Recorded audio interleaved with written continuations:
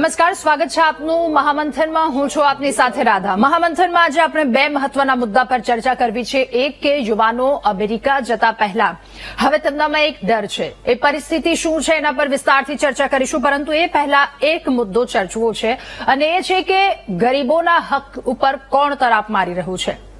આ ફક્ત આંકડાઓની વાત નથી, પરંતુ આંકડા જોઈને પણ આપ ચોંકી જશો. આ ગરીબોના પેટનો પ્રશ્ન છે, એમના હકનો પ્રશ્ન છે અને તંત્રની બેદરકારીનો જીવંત પુરાવો છે. એના વિશે વાત કરવી છે.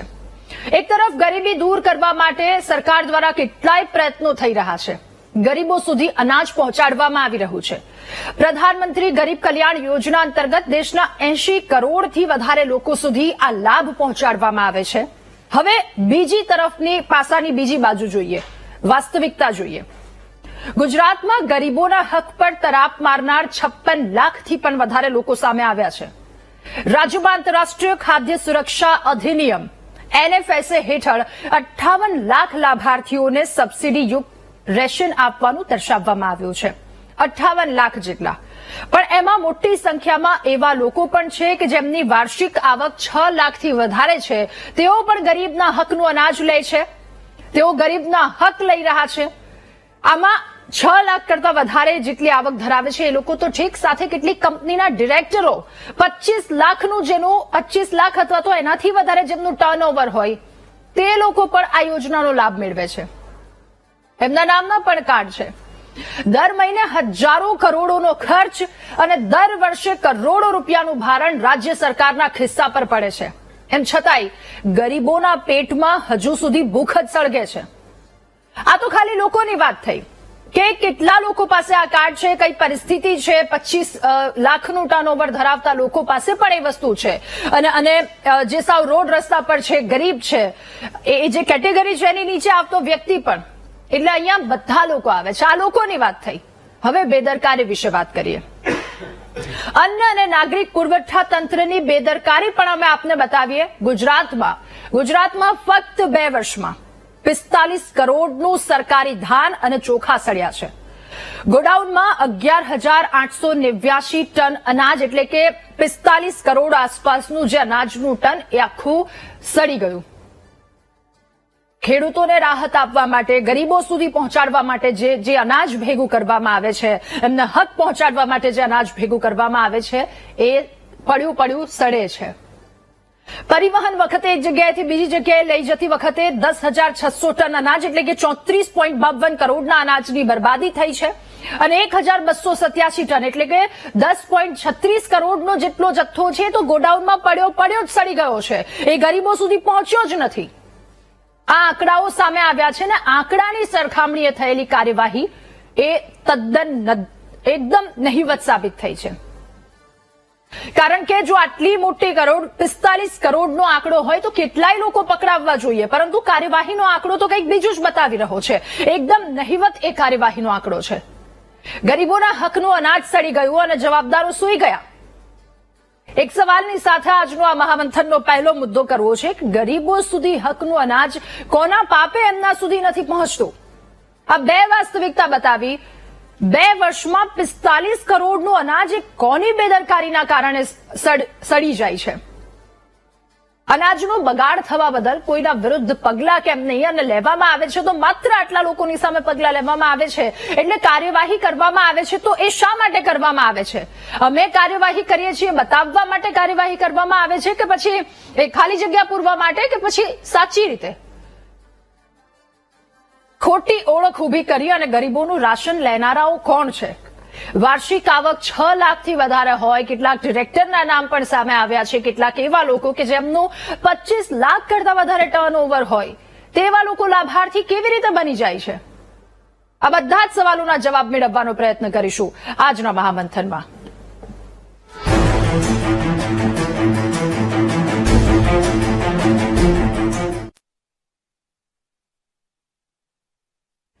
ત્યારે ગરીબોનો આ હક એમના સુધી કેમ નથી પહોંચ્યો, કોના પાપે આ બધી વસ્તુ થઈ રહી છે? અનાજ સડવાની વાત હોય કે પછી ઉપર કાર્યવાહી કરવાની વાત હોય કે પછી કેટલાક લોકો જે આ જ કેટેગરીમાં આવી જાય છે.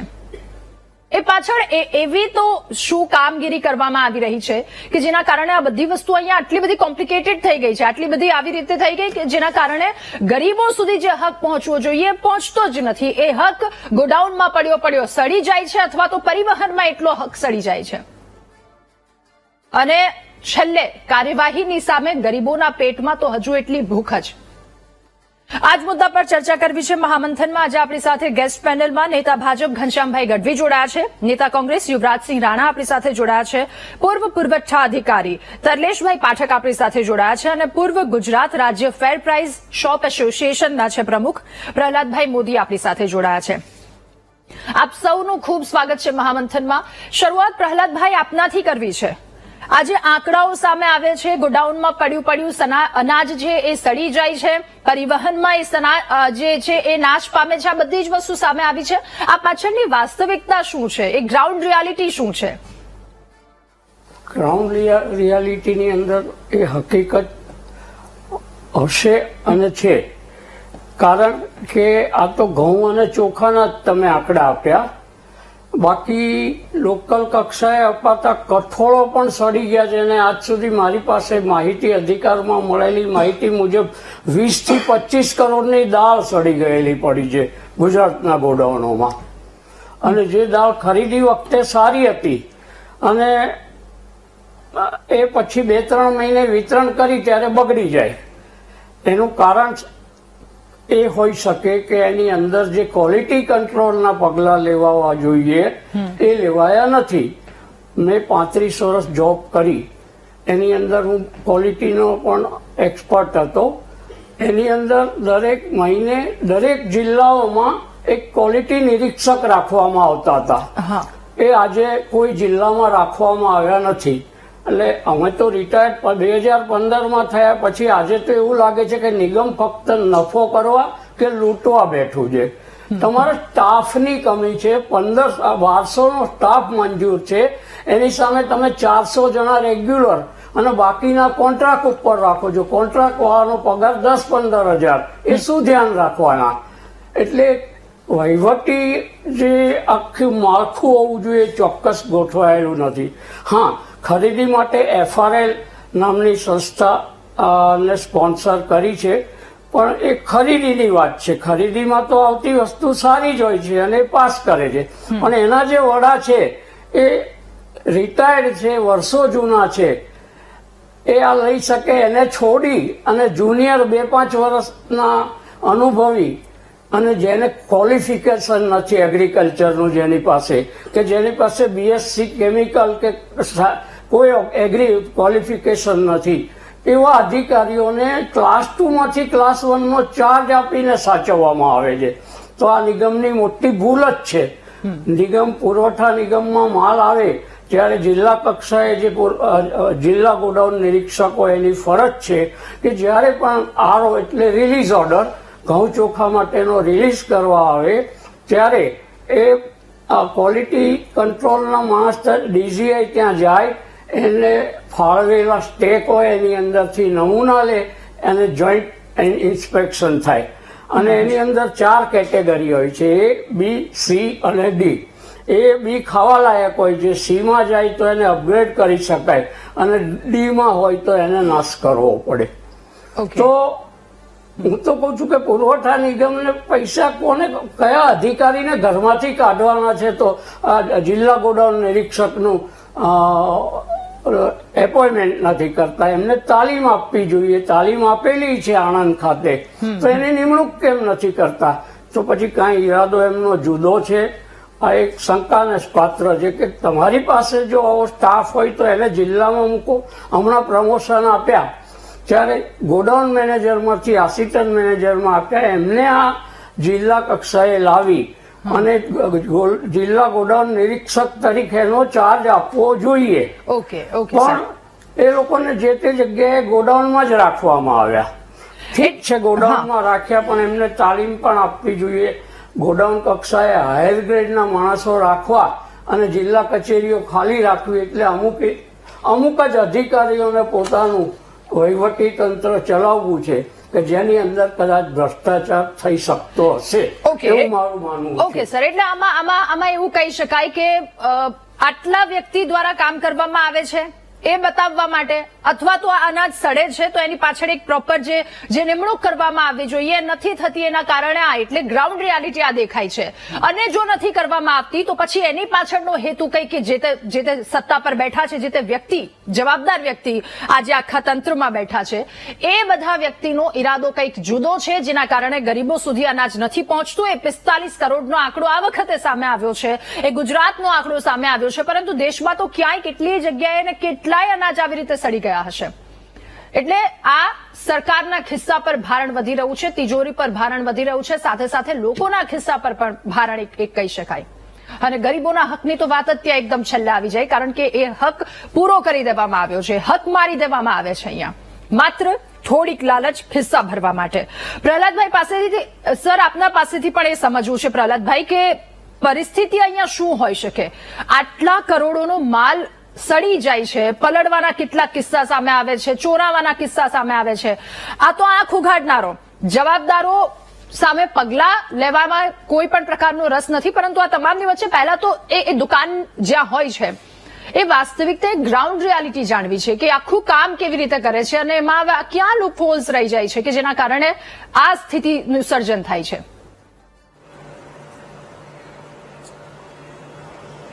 હમણાં જે પાઠકભાઈએ પોતાની રજૂઆત કરી,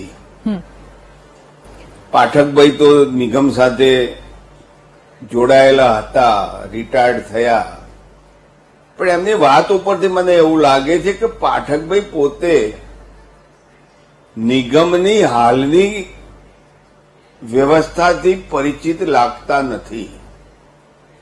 છેલ્લા કેટલાક સમયથી પુરવઠા નિગમે પોતાની લેબોરેટરી વિકસાવી છે ગાંધીનગરમાં, અને જે માલ આવે છે એ માલ એ લેબોરેટરીમાં જાય, લેબોરેટરી માલ પાસ કરે, પછી જ એને વિતરણમાં મૂકવામાં આવે છે. એટલે પાઠક સાહેબને એમની જૂની ઘરેડ હતી એ એમને રજૂ કરી દીધી, બાકી સત્ય હકીકત એ છે. હવે સવાલ છે કે 45 કરોડનો માલ સડી ગયો. હવે નિગમે જે ગોડાઓનો જૂના અને જર્જરિત ગોડાઓનો છે એને રિપેર કરવાનું કામ કર્યું હોત તો આપ જે આંકડો બતાવો છો એટલો આંકડો રજૂ કરી શક્યા ન હોત. આપણે આશા રાખીએ કે નિગમ એમાં સુધારો કરે. ત્રીજી વાત એ છે કે છેલ્લા 2 વર્ષથી, આમ તો 3 વર્ષથી સતત અચોક્કસ સમયે વરસાદ પડતો હોય છે, વાતાવરણમાં પલટો આવી ગયેલો છે, એટમોસ્ફિયર ચેન્જ થઈ રહ્યું છે. જ્યારે આપણે પહેલા એવું સમજતા હતા કે ભાઈ હવે ભાદરવો જાય એટલે વરસાદ નહીં આવે, પણ છેલ્લા 2-3 વર્ષથી તો એવી પરિસ્થિતિ છે કે ગમે ત્યારે વરસાદ આવી જાય. એટલે જે ભેજનું વાતાવરણ પેદા રહે છે એના કારણે અનાજને ભેજના કારણે જલ્દી સડો લાગવાની શક્યતા વધુ છે. એમાં કોઈ શંકાને સ્થાન નથી. આ તો એક સામાન્ય ગૃહિણીને પણ પૂછવામાં આવે તો પણ ગૃહિણી આનો જવાબ આપી શકે. પણ ગૃહિણી એના નિકાલ કરે છે ને સર. જો કોઈ મસાલા ભરે છે તો એમાં તેલ લગાવે છે, એમાં કંઈક બીજી વસ્તુ એમાં મૂકે છે, એડ કરે છે, દવાઓ મૂકે છે અનાજની સાથે. એટલે અહીંયા તો કોઈ પણ પ્રકારના આવા આગોતરા આયોજન દેખાતા જ નથી સર, ક્યાંય ધ્યાન નથી રાખવામાં આવતું. એટલા માટે આવી પરિસ્થિતિ, એટલા માટે સડે છે ને. ગૃહિણી જો આટલું ધ્યાન રાખતી હોય, સરકારી તંત્રની અંદર જે પેરાફીટ નક્કી થયેલી હોય એ પ્રમાણે એને સાચવવાનો પ્રયત્ન કરતા હશે એવું હું માનું છું.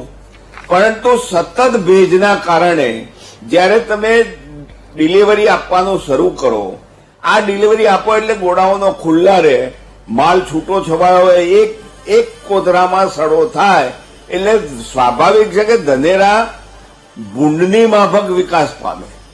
એટલે બહુ ઝડપથી એનો વિકાસ થતો હોય એટલે સડવાની શક્યતા હું નકારતો નથી. કારણ આ છે સડવાનું કારણ હું આવું માનું છું, પરંતુ આપણે સરકારી તંત્રને દોષ દઈએ અથવા નિગમને દોષ દઈએ એ તો મારી જ પૂંછડી દબાઈ હોય એટલે હું બૂમ પાડું એવો અગાઉના વક્તાએ જે વાત કરી એના પરથી મારું અનુમાન છે. ઓકે સર, આપે અગાઉના વક્તા, પરંતુ વાત અહીંયા ગરીબોના હકની થઈ રહી છે, એટલે જો જે તે તંત્ર એના માટે જવાબદાર છે તો એ તંત્ર પર સવાલ ઉઠશે, કારણ કે એને પ્રોપર જગ્યા પર મૂકવાના એના પર કેટલાક નિયમો હોય છે સર, એટલે એના પર સરકારનો અથાગ પ્રયત્ન છે. છેલ્લા કેટલાક વર્ષથી તો હવે ડોર સ્ટેપ ડિલિવરીની પ્રથા પણ છે અને છેલ્લા મે મહિનાની 14 તારીખ પછી તો સાચા ગરીબોને માલ મળે એવી વ્યવસ્થા ભારત સરકારે ઉભી પણ કરી રહી છે. બિલકુલ, સરકારનો પ્રયત્ન અહીંયા દેખાઈ જ રહ્યો છે, પરંતુ વચ્ચેની ક્યાંક બેદરકારી છે ને સર, એના પર સવાલ ઉઠી રહ્યા છે.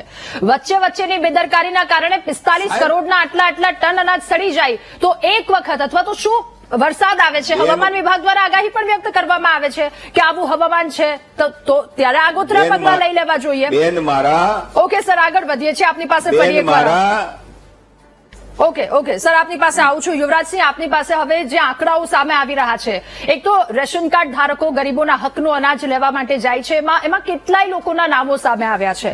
6 લાખથી વધારે જેમની ઇન્કમ છે, આવક છે, તેઓ પણ આમાં હક ધરાવે છે. 25 લાખ જેટલું ટર્નઓવર એનાથી પણ વધારે છે તો તેઓ પણ આમાં હક ધરાવે છે અને ગરીબો પણ હક ધરાવે છે.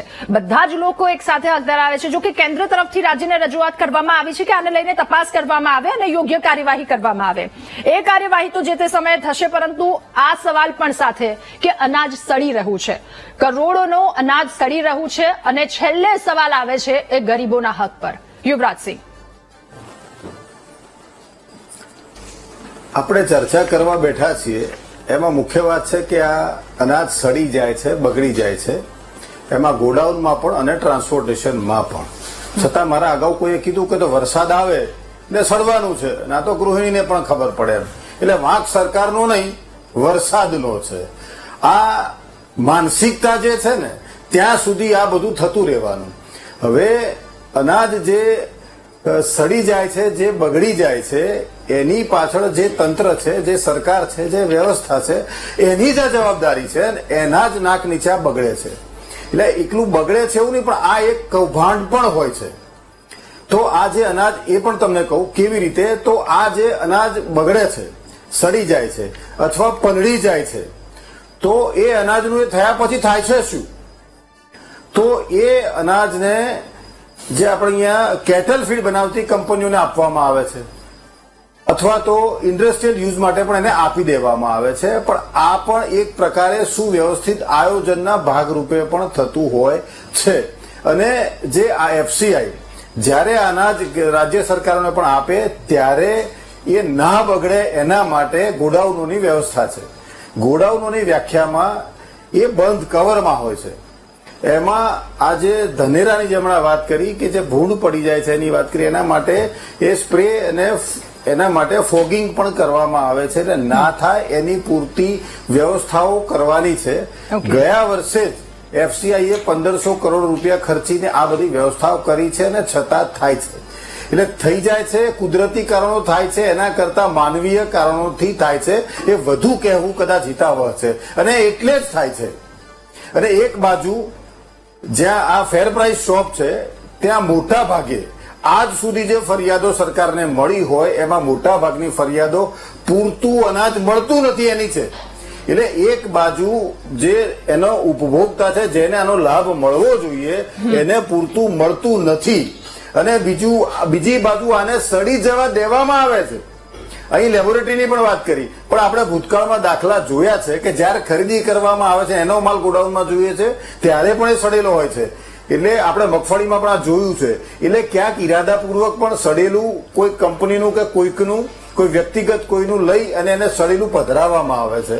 અને એવી જ રીતે આ સડેલા માલને ક્યાંક સગે વગે કરવામાં પણ ઈરાદાપૂર્વક આનો બગાડ થવા દેવામાં આવે છે અથવા તો બારોબાર પધરાઈ દેવામાં આવે છે, કાગળ પર એને સડેલું બતાવવામાં આવે છે. એટલે દુકાનોમાંથી તો જે નફા માટે થઈ રહ્યું છે તો સૌ કોઈ જાણે જ છે કે કેવી રીતે તમામ માલ ત્યાં સુધી પહોંચી જાય છે. એ દુકાનદારો કેટલાક એવા ઘણા પકડાય છે કે જે બારોબાર એવા આખા આખા કોથળા બહાર વેચી દે છે વેપારીઓને, અને અહીંયા પકડાય છે, દુકાનદારો પાસેથી પણ પકડાય છે અને બારોબાર અહીંથી પણ જાય છે.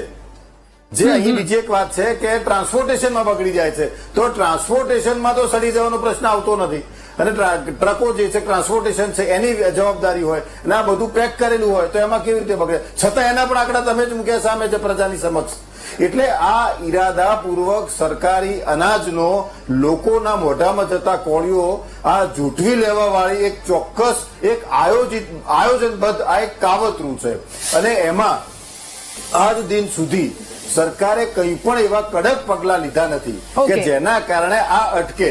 જેમ કે અત્યાર સુધી આટલા વર્ષોમાં આની ફરિયાદ છેલ્લા વર્ષનો કે 2 વર્ષનો એ 5 કે 10નો છે અને એમાં કશું થયું જ નથી, કોઈને કોઈ સજા થઈ એવો દાખલો પણ નથી. એવું ભૂતકાળમાં પણ હમણાં થોડા સમય પહેલા આપણે જોયું કે ખાતરમાં તો આખા ગુજરાતમાં ખાતરની શોર્ટેજ છે. સરકાર બૂમો પાડે કે અમે કમિટીઓ નિમી લીધી, અમે બધાની તપાસ કરી. ઓકે યુવરાજસિંહ, ઠીક છે, હું આપની પાસે ફરી એકવાર આવું. ઘનશ્યામભાઈ, હવે આપની પાસે સવાલને લઈને કે કેટલા પ્રયત્નો કરવામાં આવે છે, આખા દેશની વાત કરવામાં આવે તો કોવિડ પછી શરૂઆત કરવામાં આવી કે 80 કરોડથી વધારે લોકો સુધી આ લાભ મળે તે માટેનો પ્રયત્ન કરવામાં આવી રહ્યો છે. એટલે આ તમામ વસ્તુ, હું આવું છું સર આપની પાસે, આ લાભ માટે આ તમામ વસ્તુ કરવામાં આવી છે, સરકાર દ્વારા પ્રયત્ન કરવામાં આવ્યા છે. 2023-24 અને 24-25 આ 2 વર્ષના આંકડાઓ સામે આવ્યા છે. 45 કરોડનું એ અનાજ, જેમાંનો પરિવહન વખતે જે નુકસાન પામ્યું છે 34.52 કરોડ જેટલું અનાજ એમાં નુકસાન થયું છે, અને જે ગોડાઉનમાં સડી ગયા છે 10.36 કરોડનું અનાજ, આ બધું ત્યાં ને ત્યાં સડી ગયું છે. અત્યાર સુધી આના પર ગુજરાતમાં નહિવત પગલા લેવામાં આવ્યા છે, આંકડા પર પણ હું આવીશ.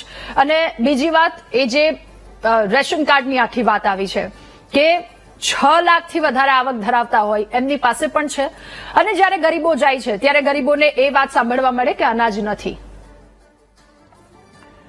રાધા, પહેલા તો આ પ્રશ્નના જે જવાબો છે એ કદાચ ગુજરાતમાં સૌથી કોઈ સારી રીતે આપી શકે હોય તો પ્રહલાદભાઈ છે. ભલે એમના એ એસોસિએશન માટે ક્યારેક સરકાર સામે લડે પણ છે અને એ એમના હક માટે એમને લડવું પણ જોઈએ, એ એમની ફરજ છે, પણ જે એમને વાત કરી બહુ વાસ્તવિકતા છે. બીજું, આ જે સમાચાર કોઈ પત્ર સમાચાર છાપામાં કોઈ આવ્યા હોય એ આખા દેશને અનુલક્ષીને ક્યાંક આ કોઈ સરકારના રિપોર્ટના આધારે આ સમાચાર આવ્યા છે.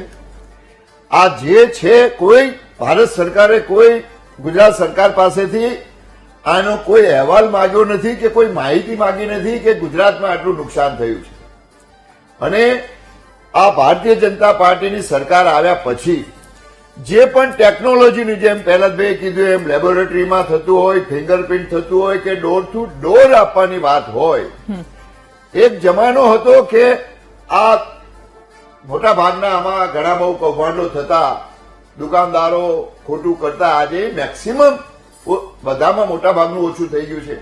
હું એમ નથી કહેતો કે સંપૂર્ણ આમાં બધું ભ્રષ્ટાચાર અટકી ગયો હોય 100%, કારણ કે માણસના સ્વભાવમાં ક્યાંક ને ક્યાંક આવું પડેલું હોય છે. કોઈ ભ્રષ્ટાચાર, કોઈ ક્રિમિનલ, કોઈ ગુનાખોરી, એટલે ક્યાંક ને ક્યાંક બધું જ સમાજમાં બનવાનું.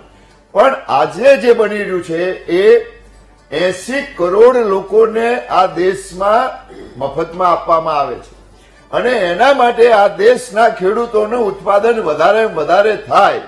જો વધારે ઉત્પાદન થાય તો જ લોકોને ખવડાવી શકાય, અને એ ઉત્પાદનો પાક્યા પછી એનું વધારેમાં વધારે સરકાર એની ખરીદી કરે છે. ખાલી ગુજરાતમાંથી ગયા વર્ષે 12.5 લાખ મેટ્રિક ટન તો સિંગનું સરકાર દ્વારા ખરીદી કરવામાં આવી હતી. એવા તમામ અનાજોની ખરીદી કરવામાં આવે છે, અને એ અનાજ ક્યાંક ખેડૂતોને વધારે ભાવ મળે, ખેડૂતોને ટેકો મળે, એટલે એની ખરીદી વધારે થાય. અને ક્યારેક આપણા દેશમાં પ્રહલાદભાઈએ કીધું એમ ક્યાંક વરસાદ અનિયમિત હોય છે, ક્યારેક ખેતી સારી થાય, ક્યારેક ખેતી નબળી થાય, ક્યારેક ખેડૂત પાક બંધ કરે અને પાછા ક્યારેક ખેડૂતો એ પાક વધારી દે. એટલા માટે આપણા દેશમાં આપણો દેશ ઘણા પ્રયત્નો કરવા છતાં ક્યાંક ને ક્યાંક એ અનિશ્ચિતતાઓના કારણે આયોજન 100% ઘણી વખત ના થાય, ત્યારે ભરાવો એકદમ થઈ જાય અને વરસાદ આવી જાય તો જેમ ઘરમાં ગૃહિણી પ્રહલાદભાઈએ કીધું એમ વરસાદ બહાર થઈને ઘરમાં ગોળ આપણો પેલો થઈ જતો હોય છે, ઘરમાં મીઠું ઓગળી જતું હોય છે, ઘરમાં ખાંડ ઓગળી જતી હોય છે અને ધનેરા પડે. હું ખેડૂત છું, પોતે મોટો ખેડૂત છું, હું ગામડામાંથી રહ્યો છું અને શહેરમાં પણ રહું છું. મને ખબર છે કે ક્યારે ભેજ લાગે ત્યારે કેટલું નુકસાન થાય. એટલે ભેજનું નુકસાન થતું હોય છે. આટલો મોટો જયારે ટ્રાન્સપોર્ટિંગ થતું હોય ત્યારે ક્યાંક નક્કી કોઈ બોરીઓ તૂટે, કોઈ મજૂરોની બેદરકારીના કારણે અને ક્યાંક કોઈ અધિકારી પણ હશે બેદરકાર.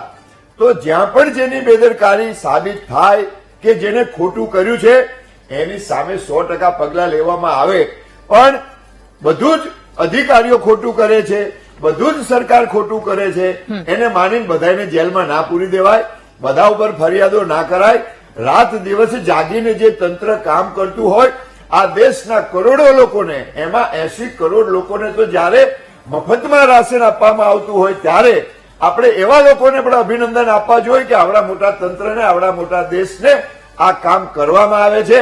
આ દેશની ભારતીય જનતા પાર્ટીની સરકાર, આદરણીય વડાપ્રધાન મોદી સાહેબને જે તમામ લોકોને કોઈ ભૂખ્યો ના સૂવે એના માટે અનાજ આપવામાં આવે છે, આ તમામને આપણે સરાહવું પણ જોઈએ. બીજું રાધા, આ રાજ્યના સરકારનો પ્રશ્ન જ નથી. એફસીઆઈના ગોડાઉનમાંથી જે કેન્દ્ર સરકાર દ્વારા ખરીદીને માલ આવતો હોય એ માલ જેમ જેમ પાઠકજીએ કીધું એમ આરો એટલે રિલીઝ ઓર્ડર ગુજરાત સરકાર દ્વારા કહેવામાં આવે કે અમને આટલું અનાજ આપો. એ અનાજ તાલુકા મથકે એના ગોડાઉનમાં જાય અને ત્યાંથી દુકાનોમાં જતું હોય. ઓકે, એટલે ઘનશ્યામભાઈ મારે એટલું જ જાણવું છે, છેલ્લા જવાબદારી કોઈકની તો બનતી હશે ને, અને જવાબદારી તરીકે એક વ્યક્તિ કોની પાસે જોવાનું છે, કોની સામે જોવાનું છે? કાર્યવાહીની આપ વાત કરો છો કે બધાની સામે એફઆઈઆર ન કરી દેવાય, બધાની સામે કાર્યવાહી ન કરવામાં આવે.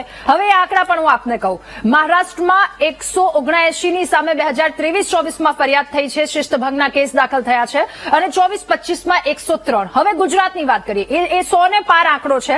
ગુજરાતમાં 23-24માં 5 લોકો વિરુદ્ધ કાર્યવાહી થઈ છે અને 24-25માં પણ 5 લોકો વિરુદ્ધ કાર્યવાહી, એટલે ગણીને 10 લોકો વિરુદ્ધ કાર્યવાહી થઈ છે. આ 45 કરોડના માલની એને સડો થઈ ગયો એની સામે. દાદા, કોઈ જગ્યાએ વધારે કેસ થાય, કોઈ જગ્યાએ ઓછા થાય, એટલે એવું થોડું કે આ લોકો બધા અહીંયા ગુનેગારો છે. ઘણા કેસ એવા હોય કે જેમાં જવાબદાર ના થતા હોય. વરસાદ પડી ગયો, રસ્તામાં આવતા આગ લાગી ગઈ, રસ્તામાં આવતા ગોડાઉનોમાં જતા જતા માલ બગડી ગયો અને ક્યાંક બહાર ભેજ કે વરસાદથી બગડી ગયો હોય, એમાં કોની જવાબદારી આવે? જ્યાં કોઈ ચોરી થઈ હોય, જ્યાં પકડાણી હોય. અને આજે તો જીપીએસ સિસ્ટમ દ્વારા માલ જાય છે, ક્યાંક ખબર પડે ને પકડાય ત્યાં એની ઉપર કેસ થાય. ઓછા કેસ થાય એનો મતલબ એવો છે કે અહીંયા ગુનેગારો વધારે છે. હા, કદાચ નુકસાનનું પ્રમાણ વધારે હોય, પણ નુકસાન એક સાથે ક્યાંક 1 લાખ ટન પડ્યું હોય ને એમાં વરસાદ પડી ગયો મોટું નુકસાન થયું હોય ત્યારે એમાં કોઈ જવાબદાર ના હોઈ શકે. ખરીદી કરી હોય ને એક જગ્યાએ ઢગલા પડ્યા હોય અને ઢગલા પડે વરસાદ આવે, વાવાઝોડું આવે, અનિયમિત વરસાદ આવે અને મોટું નુકસાન થાય ત્યારે કોઈ વ્યક્તિને જવાબદાર ના બનાવી શકાય. એટલે ગુનેગારો સજા ઓછી થઈ છે એનો મતલબ એ કે આપણે કોઈ ભ્રષ્ટાચારીઓને છાવરી છે એવું નથી, પણ એના જવાબદાર ઓછા લોકો છે, કદાચ નુકસાન વધુ હોઈ શકે. ઓકે, ઠીક છે ઘનશ્યામભાઈ, ફરી એકવાર આપની પાસે આવું. પ્રહલાદભાઈ, આપ કંઈક કહી રહ્યા હતા અને સાથે આપની પાસે એ પણ જાણવું છે કે જી પ્રહલાદભાઈ આપની પાસે જાઉં છું, એ પણ જાણવું છે કે આ બધી વસ્તુ થાય ને એની પાછળની કારણ શું હોઈ શકે અને અટકાવી કેવી રીતે શકાય? હવે આપે કહ્યું કે આટલા મોટા પ્રમાણમાં નુકસાન થાય છે તો વર્ષોથી આપ આમાં છો, અટકાવવાનું પણ કંઈક હશે એની પાછળનું? મારે એક ખાસ તો કહેવું છે, સર આપની પાસે આવું છું, પ્રહલાદભાઈ પાસેથી પહેલા જવાબ મેળવી લઈએ.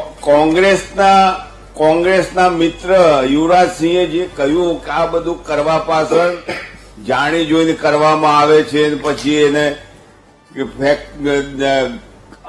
કેટલ ફૂડ બનાવવા આપી દેવામાં આવે છે, આ બધું આવે છે. મારે અમને સીધો સવાલ છે કે જ્યારે શરદ પવારજી ભારત સરકારના પુરવઠા મંત્રી હતા ત્યારે સુપ્રીમ કોર્ટે માલના ભરાવાના કારણે કેટલીય વાર કહ્યું હતું કે આ ગરીબોને મફત આપી દો, પરંતુ ભારત સરકાર તે વખતની ગરીબોને આપ્યું નહીં અને એને સડવા દીધું. એટલે યુવરાજસિંહ સાચું બોલે છે કે આ એમને ખબર છે કે કોંગ્રેસે આ ધંધા કરેલા છે અને હવે એ ભાજપની સરકારો ઉપર ટોપલા ફોડવાનો ધંધો કરી રહ્યા. તમે જે કહો છો, માનો કે એ વખતની વાત જો હોય, સાહેબ, આ ભૂતકાળ, આ તમારો અનુભવ બોલે છે, આ તમારો અનુભવ બોલે છે. ના પણ યુવરાજભાઈ, આ તમારો અનુભવ બોલે છે કે આ કેવી પદ્ધતિથી અનાજ બગાડવું, અનુભવ ના હોય. આ તમારો અનુભવ બોલે આજે છે. સડ્યું છે ગુજરાતમાં. આ તમારો અનુભવ, તમે જ બોલ્યા, તમે જ બોલ્યા ને, સ્વીકારવાની એટલે આ તમારો અનુભવ બોલે છે. હા, સાચી વાત છે. તમે ગુજરાત સરકાર ખાલી શું બદનામ કરવાની વાત કરો છો? હું ક્યાં બદનામ એટલે કરું છું? તમારો અનુભવ છે ને, એ અનુભવનો તમે યુવરાજસિંહ, બીજી આપ કહો છો વાત, સાચી વાત છે. બીજી વાત તમે ટીવી પર જેનો જવાબ આપવા માટે બેઠા છો, એ બીજી વાત, તમે ખોટું કેમ બોલી રહ્યા છો? તમે ખોટું કેમ બોલી રહ્યા છો? મારો નથી સત્ય વસ્તુ ઉપર આવો ને. આ વ્યક્તિગત મારો પ્રશ્ન નથી. બીજી વાત એ છે કે બેન જે કહે છે, બીજી વાત, મુદ્દો એવો છે કે ભાઈ આ રાશન કાર્ડ નો પ્રોબ્લેમ છે, આટલા રૂપિયા વાળી આવક વાળો આ કરી ગયો, તે કરી ગયો, પેલું તો કરી એ હવે ગયો. કોંગ્રેસનો પ્રશ્ન હવે છે. એનો હું સીધો જવાબ આપી દઉં છું. પ્રશ્ન છે. ઓકે, હા હા હા પ્રહલાદભાઈ, ઓકે. આપી દો. અરે હું સીધો જવાબ આલું, સાંભળી લો. હા, બોલો બોલો. 2013 ફૂડ સિક્યુરિટી કાયદો આવ્યો ત્યારે સરકાર કોંગ્રેસની હતી, ભાજપની નહોતી. 2013 જયારે આ અમલ કરવાનું શરૂ થયું ત્યારે એનએસએફમાં કોને ગણવા એ ભારત સરકારે જાહેર કર્યું કે 2011ની બીપીએલની જે યાદી સર્વે કરી નક્કી કરવામાં આવી છે એ યાદી મુજબ એ લોકોને એનએસએફમાં સમાવેશ કરવા. ત્યારે એવું નતું જાહેર કર્યું કે 25 લાખ વાળો છે કે 15 લાખ વાળો છે, તપાસ્યા પછી લેવા. એટલે ભારત સરકારના આદેશ મુજબ, એ કોંગ્રેસ સરકારના આદેશ મુજબ આ એનએસએફમાં સમાવેશ કરવામાં આવ્યો અને એના કારણે આજે જે આ પ્રશ્ન ઉપસ્થિત થયો છે કે ભાઈ આટલા કાર્ડ બંધ કરવાના છે, આટલા કાર્ડ આમ છે, પણ સવાલ એ છે કે જયારે ભારત સરકારે આદેશ કર્યો ત્યારે ગુજરાતના અધિકારીઓને ગુજરાત સરકારે એનો અમલ કર્યો. હવે એમાં જે ક્ષતિઓ છે એ ક્ષતિઓ દૂર કરવાનું કામ પાછી ભારત સરકાર કરી રહી છે, ભાજપ સરકાર. કે જે તમે નેશનલ સિક્યુરિટી ફૂડ, જે ફૂડ બિલ આવ્યું 2013 એ કોંગ્રેસની સરકાર લાવી અને એના જ કારણે આજે 80 કરોડ જે લોકોને અનાજ મળે છે, એના કારણે મળે છે. તો તમે એ વાત પણ તમારે સ્વીકારી તો પડશે ને કે ફૂડ બિલ જે આવ્યું હતું એના કારણે આજે બધાને અનાજ અરે અમે સ્વીકારીએ છીએ, પણ જે ક્ષતિઓ છે ને એ બિલ પણ યુવરાજભાઈ, 2013 કોંગ્રેસની સરકાર જ લાવેલી. સાહેબ, હું સ્વીકારું છું, હું કહું છું કે કોંગ્રેસની સરકારમાં આવ્યું, પણ એનો અર્થ એ નથી કે એની ક્ષતિઓ માટે જવાબદારી નહીં સ્વીકારવી. તમે કીધું એની ક્ષતિઓ કોંગ્રેસ સરકારે જ કરેલી છે. 2011ની બીપીએલ યાદી કોંગ્રેસ સરકાર વખતે બનેલી છે અને એ યાદી મુજબ આ કાર્ય ઇસ્યુ થયેલા છે. યુવરાજસિંહ, આ સીધો સવાલ તો તમારા પર ઉઠે છે. આપ આ વાતનો શ્રેય લો છો, યુવરાજભાઈ. યુવરાજસિંહ, આપ આ વાતનો શ્રેય લો છો, તો એક સવાલ તમારા પર ઉઠે છે. ધંધો બંધ કરો. ઓકે યુવરાજસિંહ, એક સવાલ તમારા પર ઉઠે છે કે કેટલા લોકોની 6 લાખથી વધારે જેટલા લોકોની આવક છે, એ આંકડો છે 79,454 લોકો. એક મિનિટ યુવરાજસિંહ, સાંભળી લો, એક જ મિનિટ, હું આપની પાસે જ આવું છું, સાંભળી લો. જો આપ એ શ્રેય લો છો તો પછી આજે આખી વાત છે આપના પર, આપને એ વાતનો જવાબ આપવો જોઈએ. 79,454 લોકો છે કે જેઓ 6 લાખથી વધારે જે ઇન્કમ મર્યાદા ધરાવે છે, એમની પાસે છે. જીએસટીના ડેટા એવું કહે છે કે 2002 લોકો એવા છે કે જેમનું ટર્નઓવર 25 લાખ કરતા વધારે છે. આ વાતનો તો આપને જવાબ આપવો જોઈએ. હા, તો હું કહું છું ને કે આ જે ડેટા છે 2011 ની વાત છે. હવે આજે આપણે જયારે બેઠા છીએ ત્યારે 2025 બેઠા છીએ, એટલે જયારે 2011 જેની જે સ્થિતિ હશે એની 2025 સેમ સ્થિતિ હશે. એટલે જયારે કોઈ માનો કે ત્યારે જે માણસો ત્યાં હતા કે 6 લાખથી નીચેની આવકમાં હતા, તો આટલા વર્ષોમાં એ પરિસ્થિતિમાં શું ફેરફાર ન થયો હોય તો એ સમીક્ષા કરવાનું, દરેક વસ્તુમાં સમીક્ષાઓ થઈ છે. યુવરાજભાઈ, હું એ કહેવા માંગુ છું કે ગરીબી રેખા નીચે આજે માની લો કે કોઈ આજે માનો કે એમાં તકલીફ છે, આવક વધારે છે અને એવા લોકોનો લાભ લે છે, તો એ સમીક્ષા કરવાની ભારત સરકાર અને વડાપ્રધાન નરેન્દ્રભાઈ મોદી જે દાવો કરી રહ્યા છે કે 25 કરોડ લોકો ગરીબી રેખા નીચેથી ઉપર આવી ગયા, જે તમે હાલ વાત કરો છો ને એના અનુસંધાનમાં જ આ વાત છે. એટલે તમે સ્વીકારો. ખાલી લોકોને ભડકાવાની આમ જનતાને ગેરસમજ પેદા કરવાનું બંધ કરો. ભડકાવાનું કામ હું ક્યાં હા, કરું છું? આ તમે આખો તમે આ સંસદમાં મુદ્દો છે, સંસદમાં રાહુલ ગાંધી બોલે છે કે 25 કરોડ લોકો ક્યાંથી ઉઠી ગયા, લોકોને આ નથી મળતું, લોકોને તે નથી મળતું. શા માટે લોકોને ઉપસાવાનો ધંધો કરો છો? સાચું તમે કબૂલો છો અને પાછી એની વાત પલટી મારો છો. આવો ધંધો ના કરાય. ફ્રી અનાજ આપો છો એ તમારી જ સરકાર કે છે, નરેન્દ્રભાઈ મોદી જ કે છે, હું તો કહેતો નથી. ગુજરાતમાં 3.6 કરોડ લોકોને જે આ ફ્રી અનાજ મળે છે એ સરકાર કે છે, હું તો કહેતો નથી. ઓકે, હું તો યુવરાજસિંહ, તમારી આપે જે વાત કહ્યું કે છે ને, 2013 ની જયારે વાત કોંગ્રેસે થઈ જે જીવ આવ્યું એ હોમો થયો ને એની કેરીઓ ઉતરી, એ જ આજની ભારત સરકાર એનો ઉપયોગ કરે છે. હવે ભારત સરકારે એને બદલવા માટે ઈ-કેવાયસી નો પ્રોગ્રામ લાવી છે, એટલે ઓટોમેટિક જે તમે ભૂલ કરી હતી ને એ ભૂલ સુધરી જવાની છે.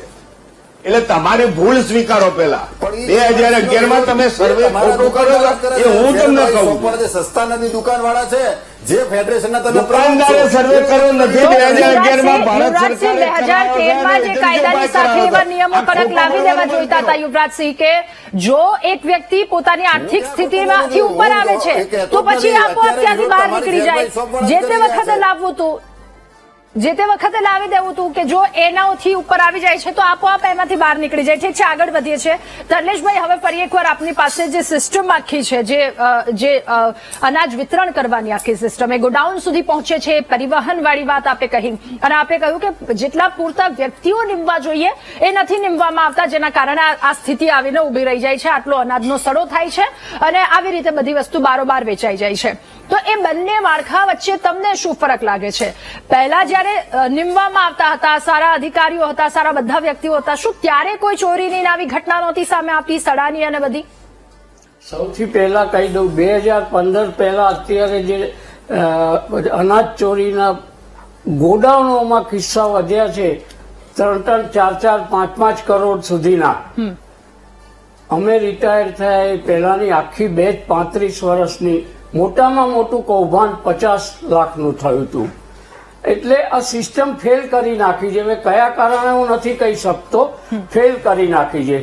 અનાજ ગોડાઉનથી લાવતા રસ્તામાં બગડી જાય એ તો શક્ય જ નથી. હા, પ્રહલાદભાઈએ કહ્યું કે રસ્તામાં પલળી જાય, ભેજ લાગી જાય, પણ ભેજના ટકા ત્યાં માપવામાં આવે અને અહીંયા ગોડાઉન ખાતે માપવામાં આવે, ઓટોમેટિક ખ્યાલ આવી જાય કે કેટલો ભેજ વધ્યો.